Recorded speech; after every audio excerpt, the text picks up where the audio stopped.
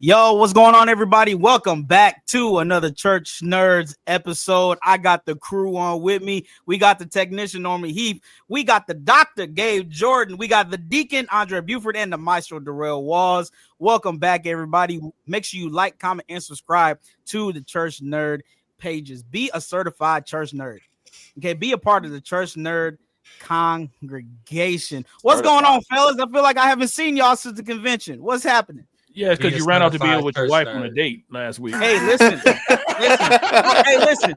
You walked into that one. I love y'all dearly, but I love my wife more. So, I mean, I didn't say it was a bad thing that you did that. I'm just saying that's what happened. Yeah. You know, it's all now. Speaking of being late, look at this guy.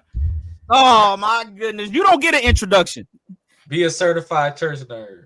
Hey man, I just got off the road, so you don't get an introduction. Where were you at today? Mississippi. That was last week. That was last week. We got kidnapped. Well, kind of. Yeah, we got kidnapped last week. I was at your old church, Darrell, this morning, all day, really. Yes, all day. Yes. Well, we'd like to welcome Brandon.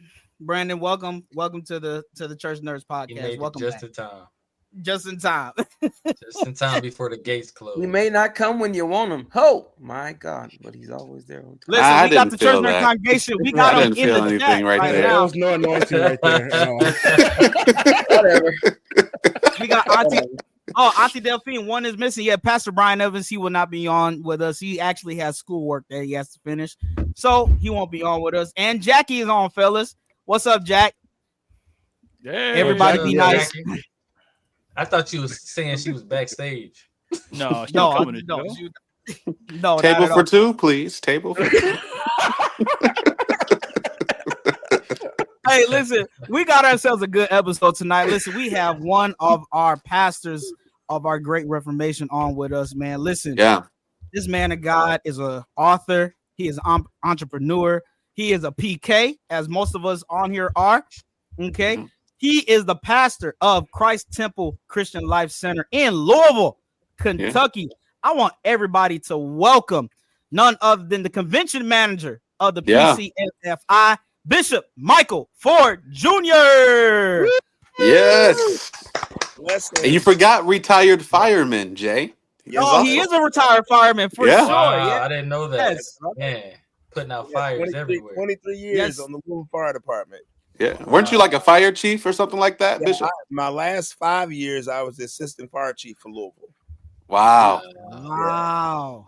That's awesome. That's amazing, Bishop. Bishop, welcome to the Church Nerds podcast. Listen, we've been trying to get you on for the longest, but your pastor told us not to get you on here for a while. I was there. I remember I was inviting me, and then my pastor intervened and said, "Nah, he can't come on." So, I obey my pastor. I see y'all obey y'all pastor too. So for sure. Well, Bishop, the first God still did what he needed to do, though. Yes, absolutely. Bishop. Well, the first thing we always ask our guests when we hop on, we want to ask you, what makes you a church nerd? You're you on the Church Nerd podcast, man. What makes you a church nerd? What's something that you nerdy about? I don't know if this makes me a church nerd. Now, y'all can kind of decide. I don't really watch a bunch of different things. Somebody might say I'm a nerd just because of the TV shows I watch. I watch Andy Griffith, and that's my TV show. And y'all probably never heard of this one. It's Hogan's Heroes. It's another show from the I think it's the early 60s. And but I used to be a Star Trek guy. But unfortunately, after seeing, like, grew up a Star Trek guy, but man, I'm gonna tell you something. They don't like God. They don't. No, they don't. Y'all, come on, y'all. And I hear y'all talking about the Avengers. Listen, I was an Avengers guy, but I'm gonna tell you something. They don't like God, so I struggle. I struggle watching. Wait. Why do you say that? Why you say that? And every time, every single, what is it called? What's those movies called? It's not Avenger. What's the movies called? What's the series called? Like the Marvel or Marvel? Yeah, Marvel.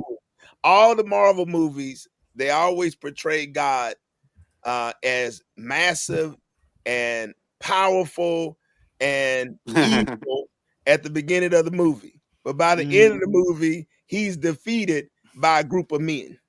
They got deep. We ain't wasting no time, America. Let's get into it.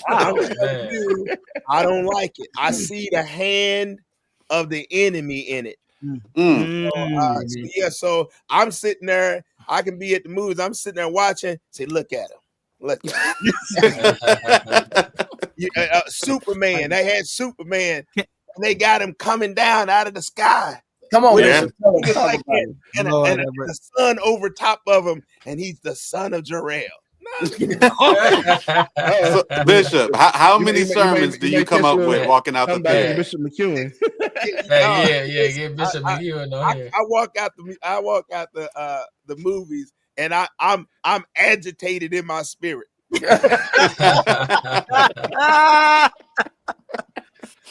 That's hilarious. Bishop, are you a big sports guy too?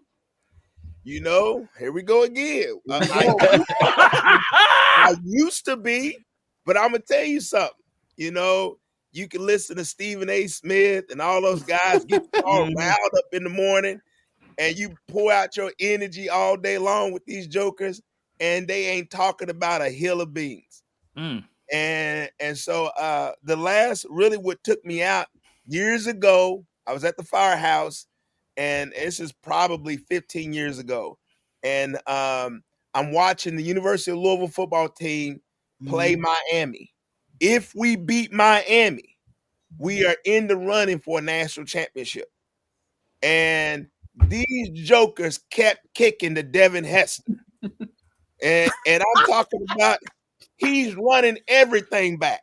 And when I tell you, in front of all the men that was there, I lost my mind. I'm talking about I was going ballistic, crazy. And then when I walked out, the Lord spoke to me. And he said, was it good for you to get that angry over a football game? And I'm like, Lord, I get excited about it. He said, no. He said, I asked you a question. Was it good for you to get that angry over a football game? And I was like, no, Lord, I guess I showed out a little bit too much. He said, don't worry about it. He said, I forgive you, but I'm putting you on a fast. And I was like, a fast? He said, you're going to fast from all sports. Oh, wow. And I was like, wait a minute. I said, well, Lord, the Super Bowl's coming up, and there's some good stuff coming up. I said, Lord, how long is this fast? He said, until I say so. And he didn't say so for 3 years. Oh, wow. So for 3 years, I didn't watch any sports. Wow. Now, when was this? This was probably 15 years ago. I was elder in the church, not a pastor yet, but just I was one of the elders, and just walking with the Lord. But I heard the voice of God, and he told me, put me on this fast. 3 years I went on a sports fast. And when I tell you, when I came back when he finally said, all right, Mike, you can watch it, I didn't want to watch it. It was all gone. So to this day, here's how I watch sports. Like I like the Golden State Warriors. All right. So here's how I watch them. I'll look at the end of the game. Did they win? I look at the score. If they won, then I'll pull up the highlights. The ones where it's just the scores. Yeah. So I'll watch Steph do all the scoring, and that takes me 5 minutes, and then I'm like, all right, that was nice. That's how I watch sports now. I don't do nothing else. And then maybe if my team gets to a championship game or something like that, then I'll watch it. But I will say this. I was at the Olympics and watched Steph put that dagger in at that France team. I was in the building. You was there? I was there. Wow. I was down on that little the second section there, and you talk about the craziest atmosphere Well, I didn't know you were there. I didn't know you was there. I watched that game live. It was insane just watching it. It was crazier in person. Woo. And when I tell you, I had took me and my wife, and we went and I'm telling you, to see LeBron, Steph, KD running down the court together. Oh, that was nice. Wow. That's about as much sports as I kind of get into. You know, it's crazy you bring that up. I'm an avid sports card collector, and it's a card. It's a 1-on-1. It's a card with all of their autographs, authentic, with memorabilia, game worn material. Wow. With all of their autographs on it, it's worth $25 million. Somebody has a bounty on it for $25 million. It hasn't been pulled yet, not to our knowledge, but it's so sought after. It's the most expensive memorabilia card today. Especially after that game, because that was the one, France was there in their home country. It's been talked about the world and caught up to the NBA, which they have, because some of the best players are foreign players now. Yeah. So Jay was panicking in the group chat, by the way. I was panicking. I'm not gonna lie. I was panicking. Tell you something. They had a reason to panic. Y'all had a reason to panic. I was sitting in the section.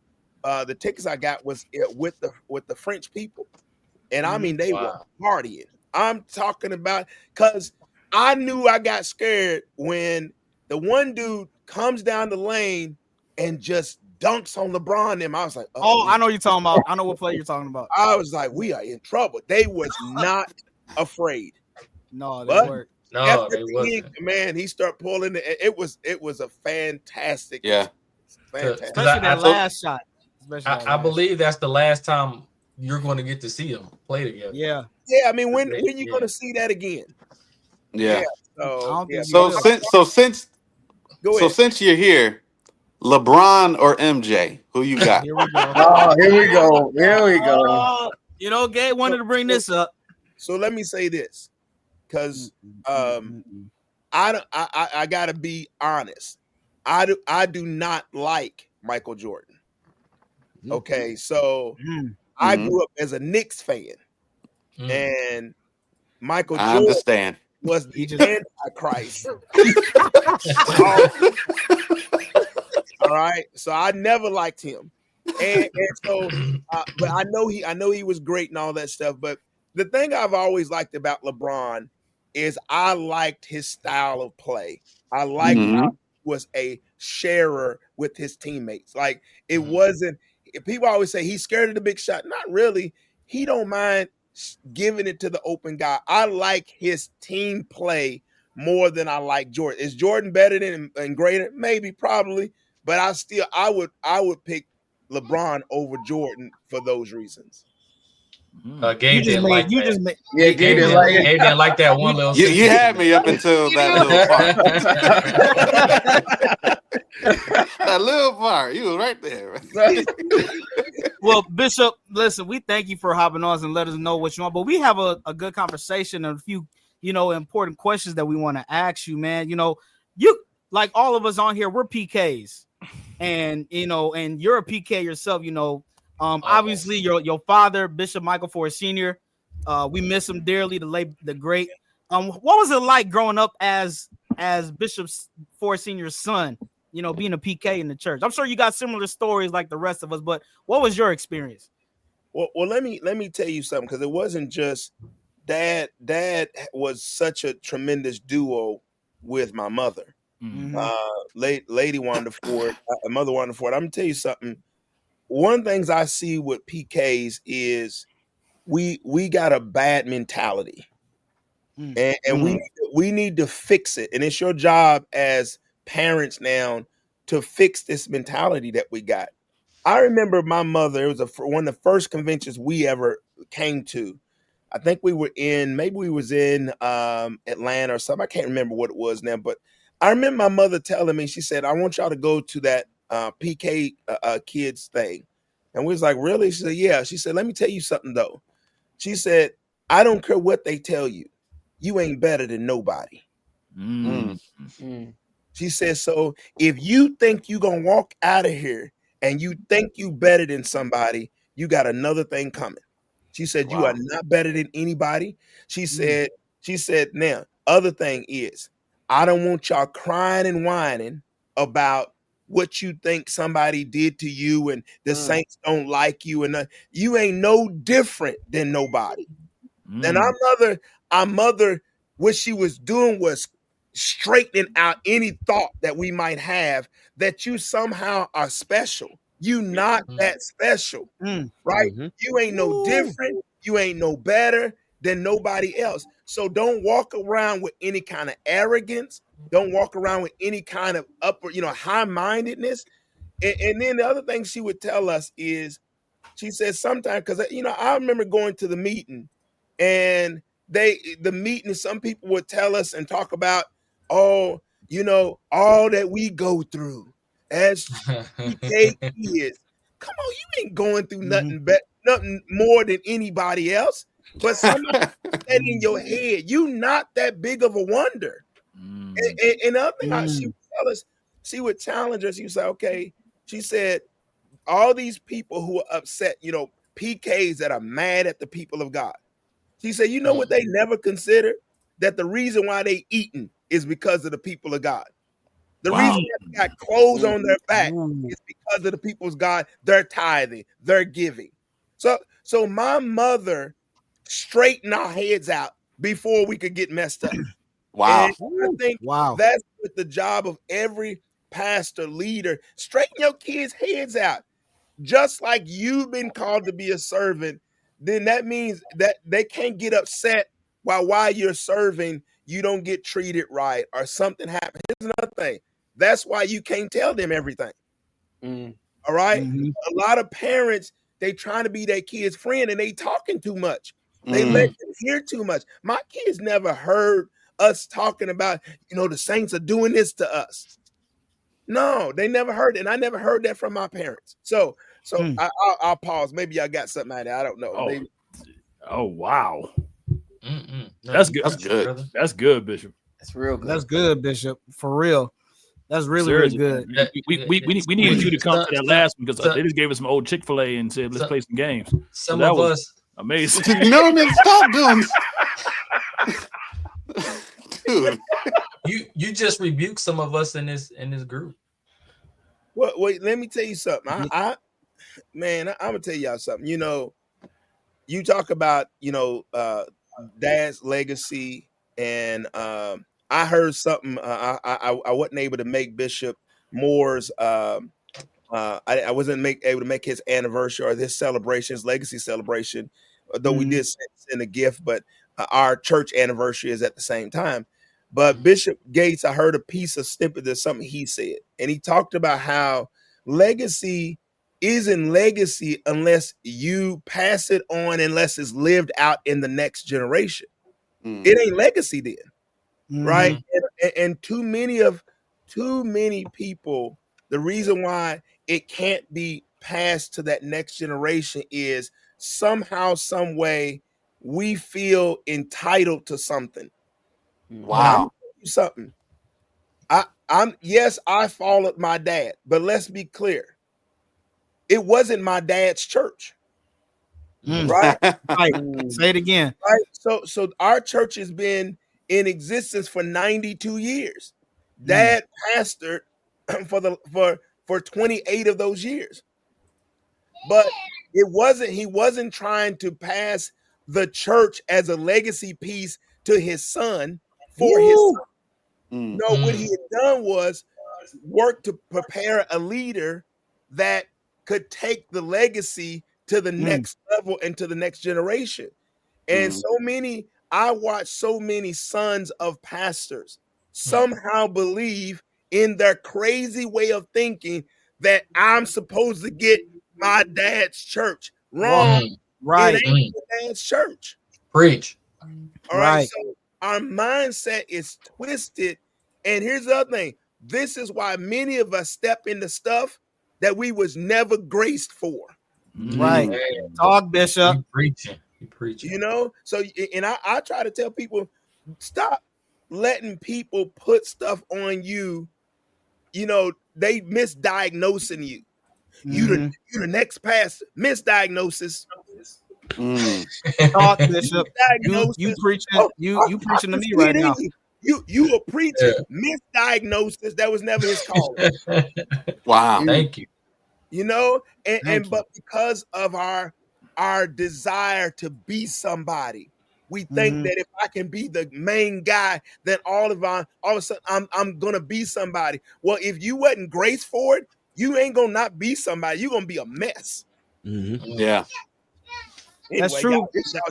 That's no, Bishop. You talking real good, Bishop. Real good, Bishop. Especially to a few of us, you know, when we come from prominent families like yours, with with legacy and everything. You know, church is not a family business, like Sister Jade says. It's not a family; it's kingdom business.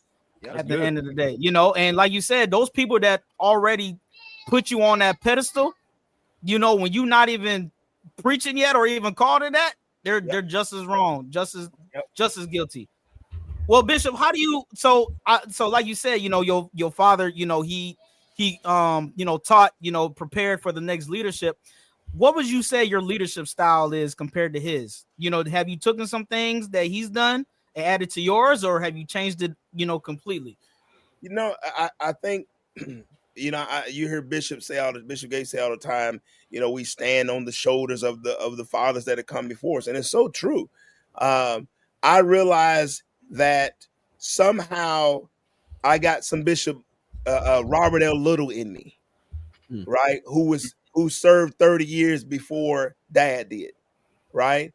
And I got because Dad was birthed in that ministry, so he gave me some of that.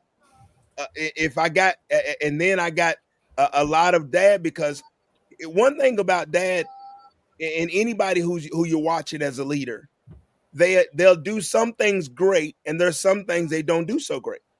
All right, your job is not to talk about what they didn't do great. Your job is to glean from their strength, glean from their weaknesses. Right? If you're gonna be a mentee, your job is to glean from the leader that's in front of you. Sometimes the mentee, us as mentees, we are not paying attention. All we see is, ooh wee, I can't wait till I get up in front of everybody and people clap for me. Ooh wee, I can't wait till I get a pastor's anniversary. Like we're contemplating stuff, and we're not actually picking up the meaningful things that can help us become better. I watched my dad as a leader. I watched how he treated people. I watched how he put concepts into place. I watched how he had mercy on people. I watched how he led different ministries. I watched him when he was in meetings, how he ran the meetings. I watched him, and I'm tell you something. There would be days that I would come afterwards and say, Dad, I like how you did X, but why'd you do Y? And he'll be like, well, Michael, this and this. And I'm gonna tell you something. All the time I didn't understand. All the time I didn't agree. Here's another problem that we got as sons. You get mad because you don't agree with what's being done, but it ain't your time yet. Like you upset because he didn't do it your way. Oh, Dad, he ain't doing it my way. Your leader ain't supposed to do it your way. It ain't your time yet. And one thing I would have to do is I'm a pretty sure leader, like a pretty sure, I don't want to say opinionated, but I know what I want. Don't make no face, Norm. I know what I want, and I know how I like it to be done. And so, but the other thing is, when I would work with Dad, it was his time. One time we was having those disturbances. Breonna Taylor had been killed in Louisville. And so we was having all these disturbances, all these protests. It was just a bunch of mess happening. And I came to Dad. I said, Dad, I think the church, we ought to get in front of this. We ought to get out there. We ought to, make our voice heard. Dad was like, I don't think so, son. I don't think we should move on this. I think this this ain't the right moment to be doing it. And I said, I really feel like we're so big. He said, I tell you what. He said, you feel so strongly about it. He said, feel free. You get whoever you want to get with, bring and get a group, and you can do it like you want to do it. What you think I did? I'm questioning y'all. What you think I did?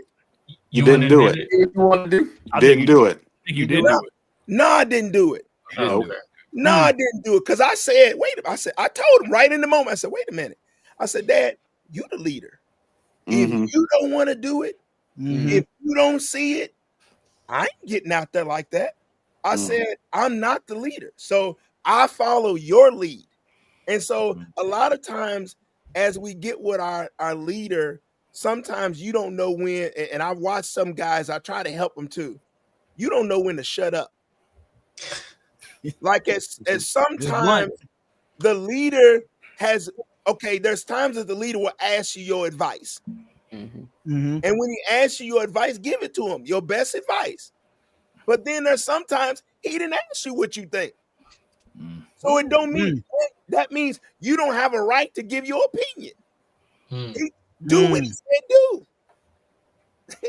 That's hard for people to swallow. Do what he told you to do. Yeah. Right? And when you learn how to do that, what will happen is you'll find that you're growing as a leader, and also you're growing in trust with the leader. So when was the first, like, can you walk us to that first moment you knew you were called by God to pastor? And in between that time and now, like, were there ever any instances to where people tried to push you maybe before your time? Like they saw something in you and say, hey, Doc, I mean, you could go over there if you want to and do this or do that. Like, what was that like? So, sometimes knowing that I was supposed to pastor, I can't exactly pinpoint when that was, but I will say this. I always knew God was going to use me. And I think if you're birthed in Christ, something in your heart should say, man, God want to do something with me. Right? That's that good. Pastoring, that can be whatever God, see, and that's another thing. We got to get out of the mindset the only thing that you can do to serve God is to be in the pulpit. No, I think the majority of us are supposed to be in our neighborhoods, on our jobs, in our schools, with our families, and minister in those places. But I'll tell you, when I started growing in Christ, spending time in prayer, which is another thing I challenge many of our people. We done left prayer. We'll spend time. I'll spend time. I remember I would go work at UPS. I got saved when I was 19, and I went and started working at UPS. I would come home. It'd be 3 o'clock in the morning when I get home, and I decided I'm going to start praying when I get home. So I would spend an hour in prayer at 3 o'clock in the morning when I got home. And then I would spend time in the word. I said, I'm gonna spend time in the word. And it was as I would spend time in the word and in prayer, I started to realize, man, God's talking to me. He's showing me stuff. He's giving me things to do. Then I started working and serving in the church. And as I started serving in the church, I started building those leadership muscles. And I started realizing, okay, God is using me here. He's using me there. And so I think as you progress, it should start with your prayer time. It should start with reading the word of God. Then it should start with service. It's in the serving that you find out who you are. That's good. Wow, that's good, man. Too many people trying to jump to leadership and they have never served. Woo. I agree. That's good, Bishop. Wow. And just to pause here for a second, we want everyone. We have a lot of people watching. Listen, y'all, if you haven't done so already, make sure you like, comment, and subscribe, man. Share this chat right now because this is good wisdom that we're getting tonight. We do have a question from Auntie Delphine in the chat. Norm, can you put Auntie Delphine's question up? She said, "What is one characteristic where you see your dad in you?" I'll tell you something. First of all, let me say this, because I wasn't, when you're not in the spot, you don't see from the angle that they see in. And I can't tell you how many times since I've been pastor that I literally say out loud, Dad, I repent. I repent. Because there's a few times I question him about this, I challenge him on this or that, and then I'm in it, I realize, oh, that's why he did that. And I got to repent. And so I think now the thing that I probably took from Dad, let me say two things. One was to be gracious to God's people.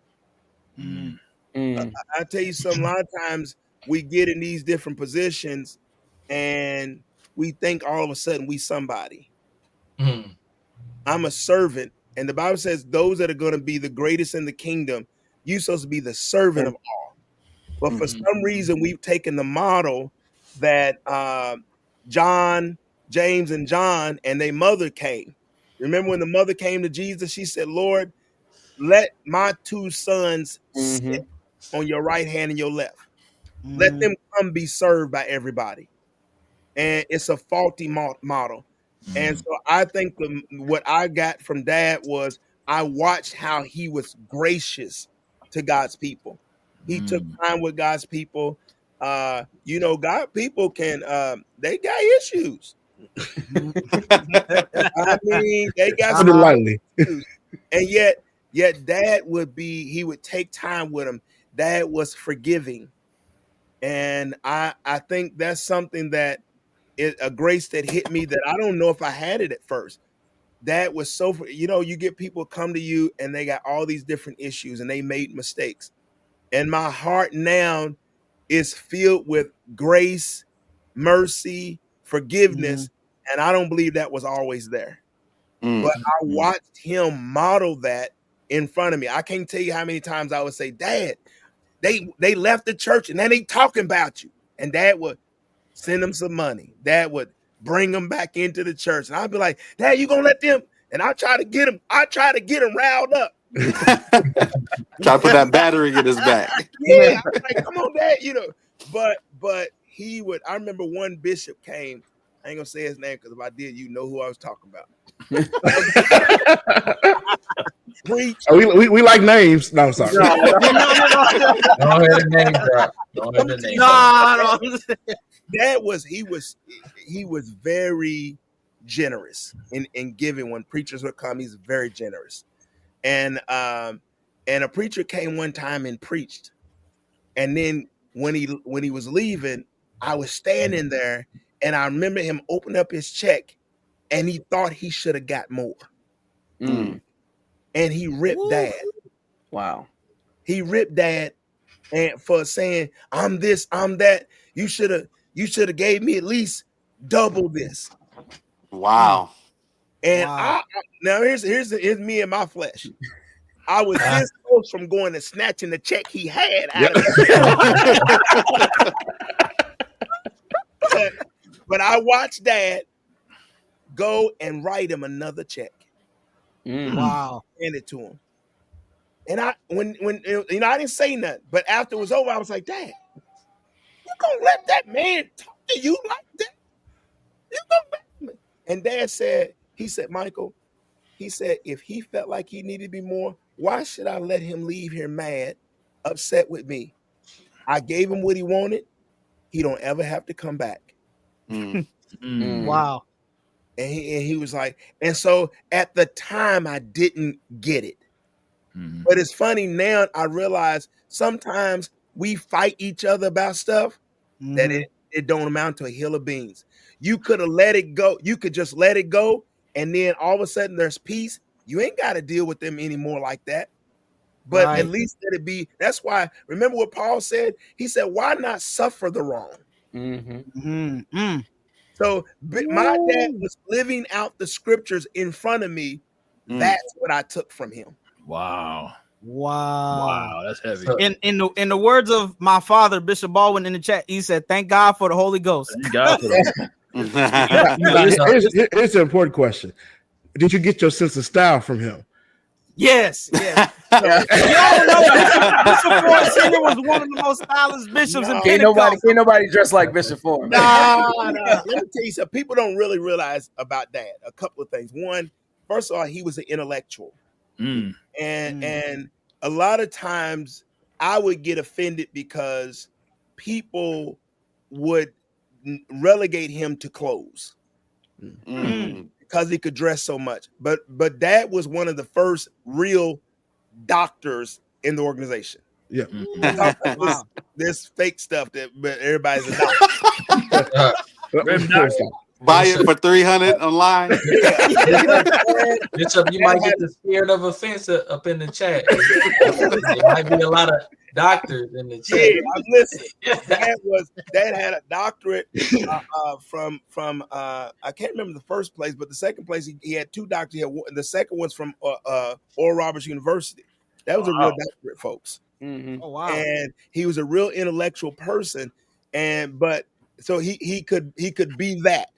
Most people don't know Dad when he died, he was actually in Harvard University in their law school. Wow. So people didn't understand that about him, but then so that's one facet of it. The other thing that Dad could have done if he had not been a preacher, he could have been a comedian because he was funny. Yes. I mean, he was real life funny.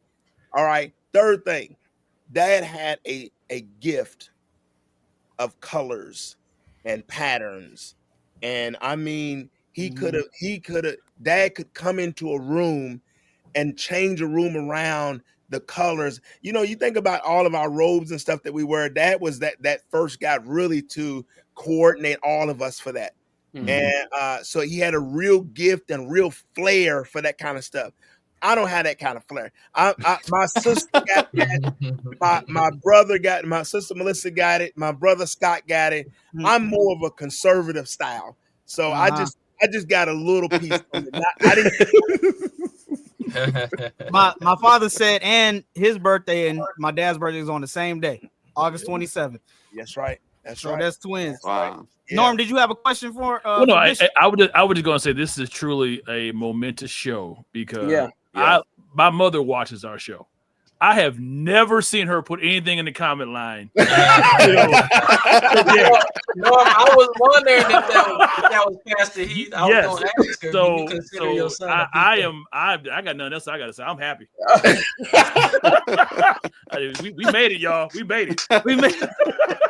Now, Bishop, you are the convention manager of our organization, and we know it takes a lot to plan events. What are some of the key strategies that you've done to come up with some of our events?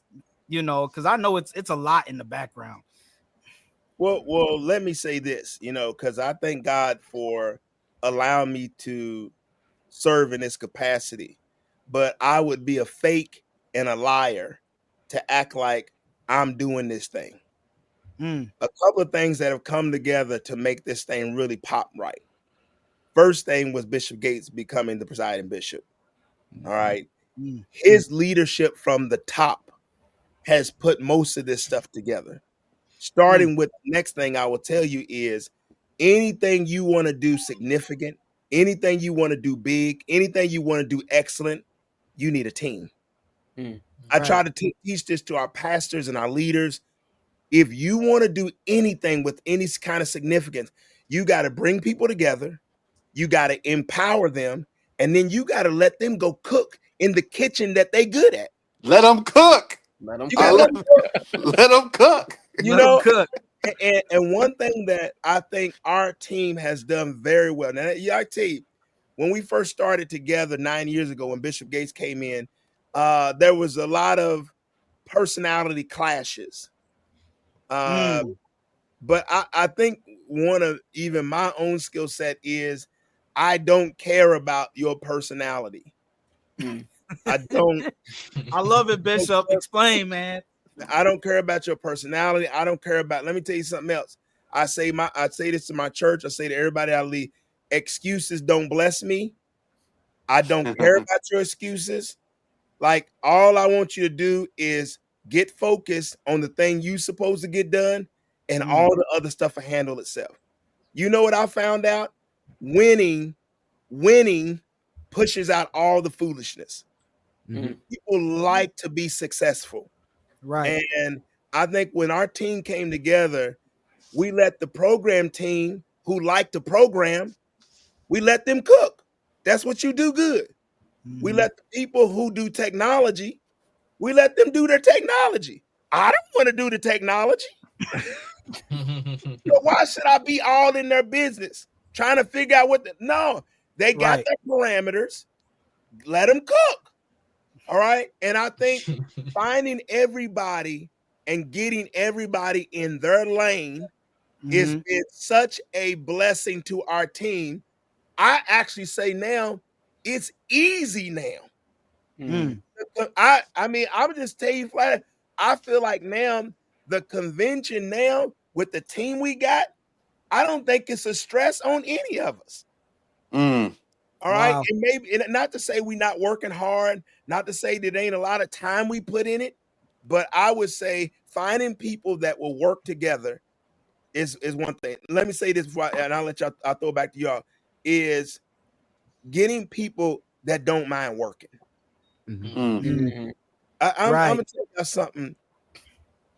I'm sorry, I don't know how to say this, but just say it, Bishop. Say it. Say it, Bishop. You all right? It's a safe good. space. It's a safe space. This is safe. It's all of America. Our people, they say they want big, but they lazy. Say it again. We can be a very lazy people. When anybody come and talk to me, well, you know, Bishop, I couldn't get it done because I'm doing so much. I want to pull out my list of all the stuff I do every day, and yet I was able to do it. Why now you done gave yourself permission not to get your work done that the team needed to be done? Yeah. So I think finding people that will put in the work. I'm gonna tell you something. I got a high motor. I will stay up for 2 days to get done what I need to get done. All right. And I think finally, I'm gonna tell you something. That's why I appreciate Deacon Norman Heath. I can call Deacon Norman Heath. I can send him a text. Norm never tells me, Bishop, I got too much going on. I can't really get this done. He never, man, I'm telling you something. I appreciate people like Norm. We got a number of people on our team that are like that will just flat. Aaron Porter's one of those people. Tiffany is one of those people. We just got a laundry list of people that will just flat out get it done. So I appreciate those kind. That's how you make something work. And I love the fact that, like, what you said is so real, because I really feel like that our people, we're the most talented people, the most gifted people, some of the most gifted people. But then sometimes, even when you look at some of the church spaces, like some of those details and systems and stuff may not be where it may have to be. So when you were talking about like some of your leadership philosophies, how much of that do you think translate into your personal ministry, into the church that you pastor, and does it play a part in the growth that you've seen in the last couple of years? Because you guys have grown quite a bit. Well, yeah. I'm sorry, but before Bishop answers, I'm just gonna throw this out there. There's a reason why Tri-State keeps winning. I'm just gonna do that right there. Yeah. Hey, hold on. Go ahead. Hey, man. We try to keep this a safe space. We ain't trying to. Hold on. It's a safe space, but for real. Every year I sit back in the back, and I gotta sit there. I get the list. Okay, well, let's see how we're gonna make Tri-State good this year. Oh, Tri-State again. There's a reason why Tri-State keep winning. I'm just gonna be. There's a reason why Bishop Ford gets a steak every year. I'm just saying. Hold on. Let's not go down this road now. Let me say this. That's why everybody be saying we need a new counter. Well, Norm is the counter. Norm is the one he sends me the numbers. All right. So people like Bishop Ford, we need a new counter. No, Norm's the counter. He ain't in our council. I would say to your question, I think our church we have grown, and today we had about 600 people in service today. Wow. And we had, I think, 140 visitors today. Wow. And I'm gonna tell you something. That stuff, it don't just happen like that. There's a lot of prayer. There's a lot of fasting and seeking the Lord. But I'm gonna tell you something. After you do all those things, you still need to be more organized. You still need to put in a greater effort. And I challenge our pastors and all of our leaders, all those that serve in our churches. We say we want greater, but what are you doing that's greater? You're doing the same thing you was doing last year, but you want a different result this year. Or 10 years ago. Or 10 years ago. Yeah. Right. And so the challenge for us as a church and as a people, if you're not going to seek God and say, Lord, what is it that we should be doing? And I'm going to tell you something. A lot of people, they know what to do. They know they need to do something different, but they don't want to change. Wow. And you got so at our church, I did just what you said. How does that translate? And when I first became pastor, one of the first things I did was and really God helped me, because of COVID, we really had the slate just cleared anyway. The runway was kind of cleared already. But we went and started. God, I would be in prayer and the Lord tell me, okay, start this team up and put this person over it and pour into them. Then do this, then do that. And now we have a team of people that, and here's another, we talk about working. Our group, our executive team, which is about 30 of us, we meet every week for 2 hours to discuss everything in detail that's going on at the church. So we plan out. Now we'll meet right now in September. Our strategic planning meetings will start. It'll go from September, the beginning of September, all the way through the end of December. We'll have meetings and we'll have our strategic plan. We'll lay out all of 2026 before we hit January. We're not coming into the year wondering what's going to happen. We already know what's going to happen. And then every week when we meet, is to go over, number one, we review last Sunday. What did we do good? What did we do wrong? What can we do better? Every week we do this. And then after that, we'll then go and say, all right, in the next 3 months, these are the things that are coming. Let's report out on all these things. So we meet every week. Then we have our deacon and trustee board. We meet with them on a regular basis. And they are caring for the church. They care for all the different parts of the church. And we hold them accountable. What are you doing? What's your assignment? All right. And nobody is willing to come to the meeting with assignments not done when they understand that the leader don't get that. Right. All right. So we meet and we work. And so then we have our pastors team. We got a group of not only our senior pastors, but our associate pastors. They care for the people. We meet and we'll talk about, okay, what's happening in this area. All right, everybody make sure you go see these people. Because, another thing in our church is the back door is wide open. Right. We baptize people, we get people saved, then they're gone in a few weeks.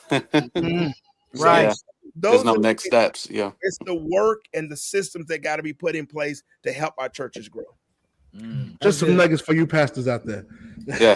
What does that executive team look like? Is that like the board or just key leaders or what? The executive team is made up of every ministry leader. I don't want to do auxiliaries, we call them ministries. Every ministry leader, the leader of that ministry is on that meeting. All right. But then also there are key leaders in the church who push the vision. They represent different parts and different people that can give godly advice to me. So I'm sitting in a multitude of counselors. And so when we're talking about X, generally the way I handle it is I listen to everybody before I give my opinion on it. So everybody can be free and I don't have to sway the opinion. Then I still get the final say, but I've had a chance to hear different perspectives on how we should do this a better way. Awesome. Good. Yeah. So Bishop, real quick, I know the hour's getting kind of late. There were two things. It was a question in the chat. from Sister Light, who asked a question about this, as far as getting a deeper bench for succession. So, what's your input on that type of setup, sir? That's a good question. One of the mandates. Thank you, Sister Monica. Every leader in my church. I mean, every leader, their assignment is to have their replacement. So everybody's supposed to have somebody who they're walking with and training. And I just literally just told, it was 2 people that I was dealing with just on Tuesday, 2 leaders. And I told them they're faithful, great at what they do. And I flat out told them, you're a threat to the ministry. And they were like, what do you mean, Bishop? I said, you're a complete threat to the ministry because you have failed to bring anybody along with you to know and understand what you do. So the minute you get sick or the minute you get out of pocket and you don't want to do it no more, then all of a sudden we're going to be hurting because you failed to bring anybody along with you. A threat to the ministry. Whoa. So my challenge Lord. to all of our leaders, and even me as a pastor, I may not have the leader yet who is going to succeed me. I don't know who that is yet. I'm believing God will reveal it, and that's if I'm not the last leader. But right now we're developing the bench. I have a honorary bishop that serves with me, a district elder that serves with me in the church, and then we have associate pastors. We have 20 associate pastors. Wow. Who help me serve the people. Yeah. That's good. So Timothy wants to know, does that work for musicians as well? In terms of, I assume you're talking about like having people behind them. Yeah, I mean, it's a threat to our ministries that nobody can. And here's another thing: if nobody's behind the guy, don't they get arrogant? Can't they get kind of arrogant? That thing. I'll never forget when Dad was living years ago. We had a drummer, and the drummer felt like he couldn't be replaced. Like I told Dad one time, he said, "You need me." Ooh. And you know that I don't believe everybody's got that mentality, but I think the church is in jeopardy when there's no replacements behind those people that are in front. We're constantly bringing our children along, bringing our teenagers. At Christ Temple, it is completely unacceptable for you to be a bench warmer. Amen. Ooh. Bishop, this is all good and you dropping nuggets. I mean, prisoner congregation, if Bishop is dropping nuggets, tell him that he's cooking right now. Let him know in the chat. Let him know that he's cooking. All right, because Bishop, I got an idea for I'm gonna speak on behalf. I'm gonna have them back me on this. Norman and right, Dre. I was wondering, you've been quiet today. This is the quiet Dre has ever been on the episode. On behalf of the IHC tech team, I like that. Let them cook. We might need to get that on the back of some shirts, so people can leave us alone while we cook. I'm just kidding. Look, that means a lot coming from Dre because he's a Democrat. So. First of all, we're not gonna get in the politics game. See, there you go, stirring up. We're having a good show. You always gotta act up. We've been having a good show. So Bishop, before we get out of here, this is my personal question. One thing, tell us about Master Builders, honestly, because I know you've been doing it for a long time, and I've never really had time to slow down enough to learn more about it. So tell us about it. What's going down with that? So Master Builders Academy, we started. It's a entrepreneurship, investing, professional, personal development organization. It was during the Obama years, so it was. I think we are 13 years now. 13 years we've been in existence. But I was sitting in the church, and I was watching during the Obama years all these different people getting laid off. And I was just watching the people in the church losing their jobs, folk broke, Bishop was asking for some money about something needed to be fixed, and then I had no money, and I was grieved about it. And I asked God, I said, Lord, what can be done to help our people? And so he gave me this concept of Master Builders Academy, but I thought it was a one-time deal. I thought I put a retreat together. It was a 3-day retreat where we brought all these people in. We taught them entrepreneurship, business, investing. We talked about those things. And when I was done, I was like, it was a lot of work. And I was like, whoo, that's all done now. And the Lord was like, nah, that was just the beginning. He said, you think they got it? They did. He said they dropped it the minute they got out of there. Nobody's doing nothing. I was like, man. So we started Master Builders. We brought a team together, and we started doing a Master Builders Academy. And we'd bring all these people together, and we started teaching how to start a business, how to work, do well on your job. Because a lot of people, black folk, many of us, we be like, I don't know why they not promoting us. I mean, why they not promoting us? And I'd be like, I was like, first of all, y'all the first people to say, as soon as they ask you to do something on your job, that ain't in my job description. I'm volunteering for that. Well, that's why they don't promote you. You don't even know anything. All you know is your position. You don't know the job. And so we started teaching people that, and we started watching people get promotions after promotion. Then we started teaching about building businesses. Well, then we started seeing many people in our church started building businesses. We also started seeing that organization was bringing people that weren't saved into the church. Wow. Now we started dealing with investing, and now we're heavy on real estate now. I think I just saw Pastor John Mays. He's the president over Master Builders Academy. But now we've been teaching people how to get wealth. You know what we found out? Black people really don't know about how money works. Mm-hmm. We know how money spends, right?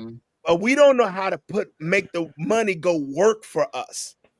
And so we teach people right now on Master Builders Academy. There's a free course that we give. I think it's still free. They might be charging for it now. I'm not sure, but there's a free course on there that talks about financial literacy, that teaches in a very simple way how to understand your money. And then we started talking about these real. So I can tell you now, we probably have now at our church probably at least 30, 40 people now, families that own real estate property now. Ooh, wow. That's awesome. Wow.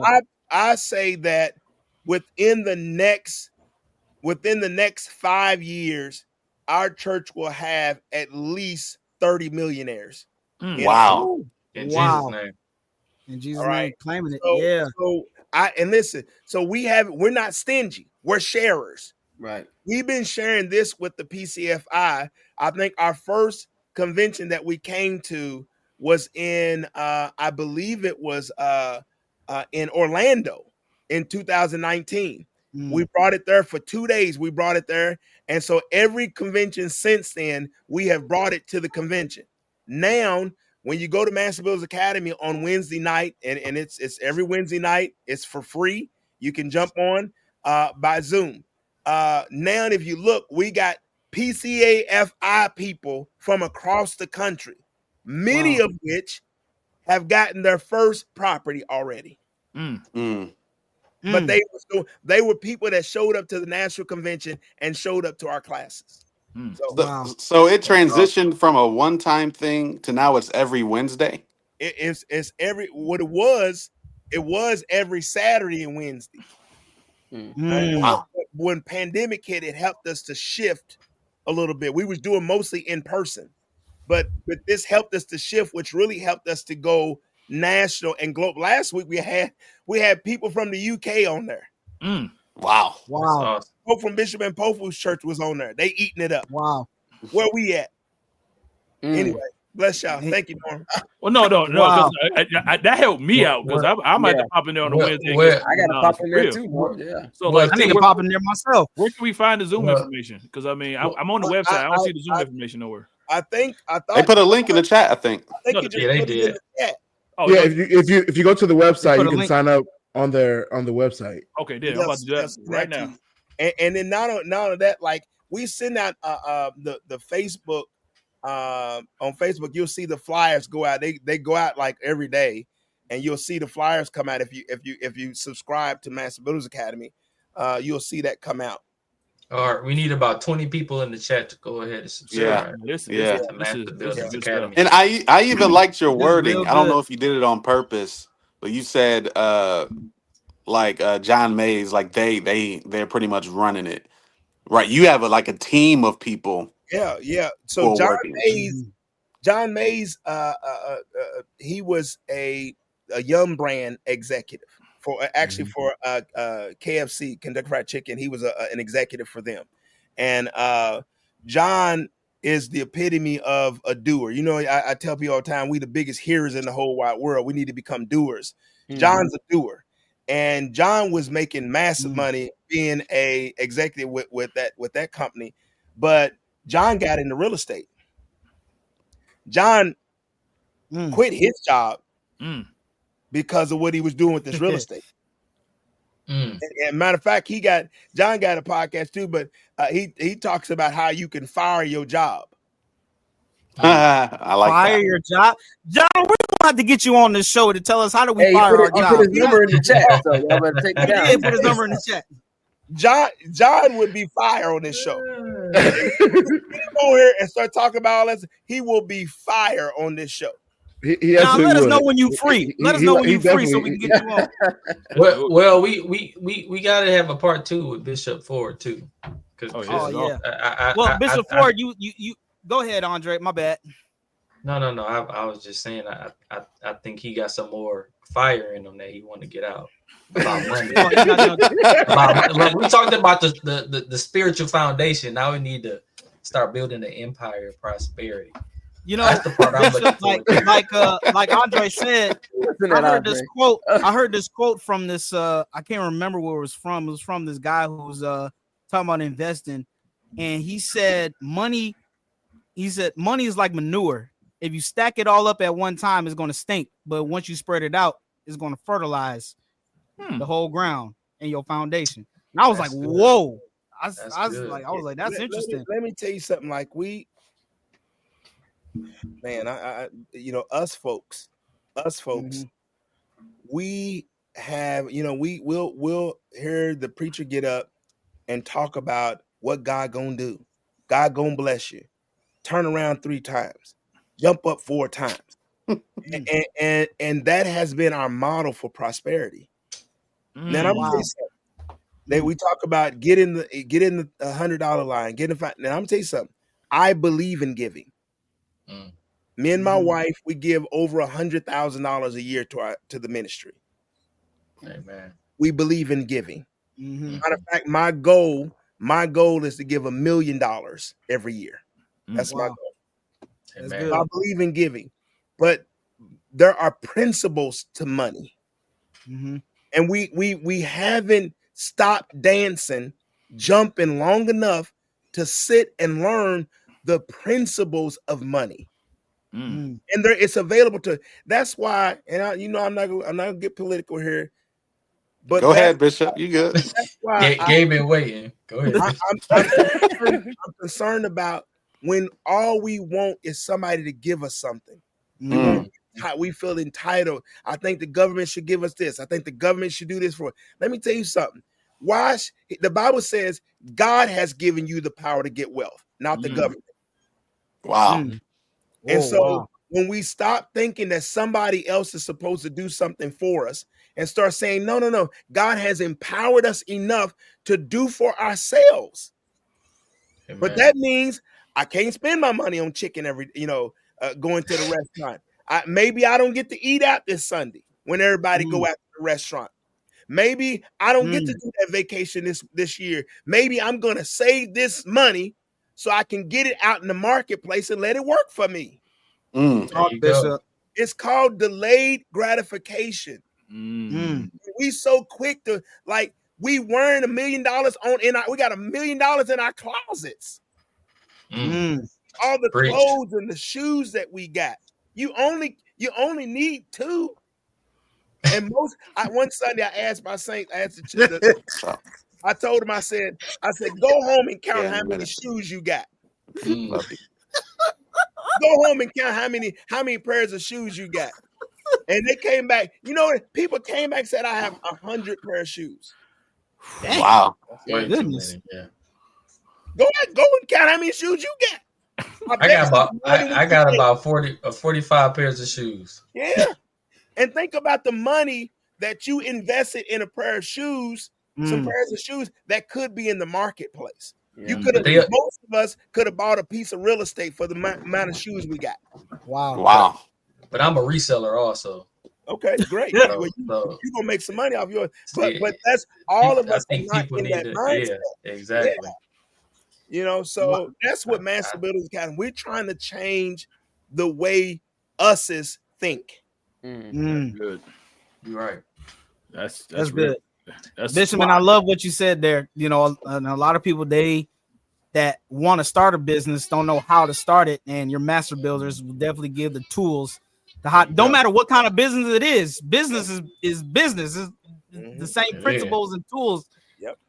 Everywhere. So if y'all in the chat, if y'all haven't seen Pastor John Mays, he put his number in the chat so he can send you the link to Master Builders. And just to back up the whole John Mays thing, share my wife's comment. I think this is very important.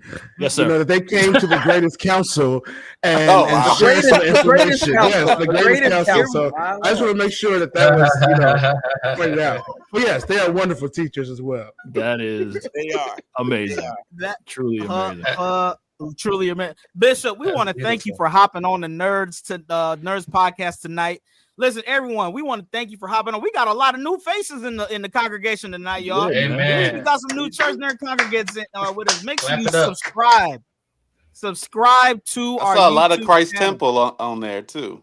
Well, you know, hey. Oh yeah, they were definitely supporting their pastor. Hey, that's one thing I know about Tri-State and Christ Temple Christian Life. They're gonna ride for their own now. They're gonna be in the chat. We appreciate you, Christ Temple. Well, what does Christ Temple? You have some Greater Mountain people there too. Yeah, some Greater Mountain. Appreciate you too, Greater Mountain. Oh, Adriana, I saw Adriana in here. Listen, hey, Bishop Ford, we saw you do that shouting challenge on TikTok. You did all right. It wasn't too bad. It wasn't. Well, this new technology, this social media, they be trying to get me to do stuff. And it was so funny. The night before they tried to get me to do what's that clothes one they talk about? I'm wearing this. I'm wearing that. And I was like, you know what? Y'all ain't gonna get me on there. So prideful he is. Look, so prideful. No, I wasn't gonna do that one. So you didn't want to show the Rolly? You didn't want to show that? No, I used to have a Rolly. It was a fake one though. Me too. I used to sport it. And then I told one day, Lord said, why don't you take this off until you can get a real one? Oh. So I've never worn it again. And now I might could go get a real one, but now I don't want to pay for that one. I could get a house. You don't. Somebody stole my fake one. I'm glad they took it. I didn't need it, but I'm so glad they got it because they really needed it. I hope they got what they wanted. Listen, we want all y'all. Make sure you like, comment, subscribe to the Church Nerds pages, man. Listen, if y'all don't know, Facebook, they delete videos after 30 days. So we want all of our subscribers here on Facebook to go over to our YouTube and subscribe to us on YouTube. All right. So you can have the Church Nerds in your pocket. Listen to us while you're at work or on the road, whatever it is that you got to do. Bishop Ford laid some bombshells tonight. And we definitely gonna have to bring him back. We're gonna bring him back so we can cook. We might even have Pastor John Mays on with us too, so we can talk about master builders as well. So once again, we are the Church Nerds. Norm, what we got for a video tonight? Well, you know, Bishop, just to give you a heads up, Norm does videos at the end of each show. So just give you a heads up. Am I released? You are released, Bishop. So thank you for joining us. We truly Bishop. Thank you so much. I got homework to do. So bless y'all. Finish your work, Bishop. Finish your work. Thank you. Love you, Bishop. All right. Yes. What a wonderful show, y'all. This was wonderful show, everybody. Amazing. And but thank you all. I think that might have been my favorite, man. I'm not gonna lie. Man, your favorite show. We done had some bangers. Bishop Gates been on here. We done had some. Pastor B gonna be mad he missed this show. He definitely is. I don't think so. He ain't trying to be with us no way. Brian been waiting to take a Sunday off for a minute. So, well, in honor of Bishop Ford and Master Builders and finding your own way of doing business, they say marketing and the way you market is super, super important when you have a business. So let's just see what happens when you try to market something. And we'll see what this guy does. Hi, I'm Tom Michaels, and I want to invite you to my new laundromat, White's Only Laundry. We specialize in only washing in white laundry, so your linens, socks, and undershirts will look fresher than ever. By focusing just on white laundry, our prices are 25% lower than the other guys. Plus, get an extra 10% discount by singing our slogan at the register. Hope to see you soon. Hi, it's Tom again from the laundromat that's been in the news, and I really want to apologize. I definitely should have realized that the name, White's Only Laundry, sounds racist, is racist, and that was not my intention at all. But we've changed the name and fixed the problem. White's Only Laundry is now No Coloreds Laundry. It still gets across that we can't wash colored clothes without any of the racial connotations of whites only. Plus, to make up for our terrible mistake, come on in before Friday and you'll get yourself a free t-shirt. Just don't wash it here because it has all these colors on it.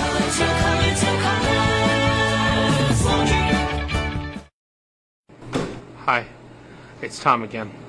I'm so sorry. I feel terrible. Obviously, changing the name only made things worse, and neither one of those are appropriate names for a laundromat or any business or anything. But I'm gonna make things right. First, for the African American community, I've installed a special side entrance so that you'll know you're definitely welcome in my laundromat. Also, I've set aside separate but equally powerful washing machines exclusively for your use in the back of the laundromat. Although they still only wash white clothes. And this time, to ensure I don't upset or disrespect anyone, I'm naming it after myself. And since my sister just had a baby, everybody come on down to Uncle Tom's Laundromat. Remember, whites only, no coloreds, and black center through a special side entrance. Marketing's very important. I love that. Somebody who needs to learn business. Hopefully they go to Master Builders next time. They go to Master Builders. Make sure you go to Master Builders next time. I was gonna say we know they go to Master Builders. That's funny. Learn how to name your business first before you get it started. Learn how to name. He ain't had no team behind him. No, not at all. He was doing that all by himself. So and also I saw in a comment that apparently Sister Adriana's mother still has it out for me. So y'all gotta pray. Does she? Yeah, she has it out for me. Apparently I did what Tom did. I just said something and it just went down the wrong way. Sister Adriana's mother, please forgive me. I wish I could formally call you by your name, but I don't know it. So I'm just going to call you Sister Adriana's mother. I don't know. Unless one of my brothers can help me. What is her? Oh, y'all gonna leave me out there by myself? Thank you, Brandon. Let's go ahead and wrap this up, Jay. By myself. She's a beautiful spirit. She is a beautiful, and her daughter preached an amazing message. She did. YC Fire Service. I'm just gonna stop talking now. Hilarious. No, you were at the fire service. The Norm is crazy. Listen, once again, I am Jay Baldwin. We got Mr. Pearl. Thank you, Adrian. Mr. Pearl. Thank you, Sister Pearl, for rebuking Norm openly. What? I'm forgiven. She said you're forgiven. Wonderful. Is better than secret love. So secret love. That's right, Brandon. That's the Bible right there. That's the Bible. One last thing. So what about is I Pray coming back again? Did I see something about that, Brandon? Yeah, I Pray is coming back September 27th. All right, plug. Yeah, there's a plug. There we go. It'd been a good plug. Just make sure flyer, you hear about AO on Sunday. Like Bishop Ford said, prayer is being abandoned all over the world. We need to pray. If we're gonna call ourselves Christians, prayer is fundamental. You gotta have a prayer life. So I pray is coming to help instill prayer in not just young people, but everybody, because everybody needs to pray. Everybody, Amen. I like it. Amen. Oh yeah, like and one more thing. IEEE United, y'all. It's in Detroit. It is in Detroit. Amen. In November. Detroit. Come y'all to Detroit. Come join us for IEEE United. And join us for the league conference. And join us for the league conference as well. It's also here. The Holy Convocation next year. We also have the league conference here as well. It's here. And you know what? You may see the church nerds at IEEE. At IEEE. Or in league conference. In Detroit. You never know. You never know. A little bit of merch, maybe. Some merch. Okay, Jay, let's wrap this up. We are the church nerds. Once again, I am Jay Baldwin. We got Norman Heath, Gabe Jordan, Dre Buford, Brandon Travis, and Darrell Walls, and our special guest that came on tonight, Bishop Michael Ford Jr. We will see you next time on another episode. We out of here. Of the church. You didn't say the church. Bless your people, oh Lord.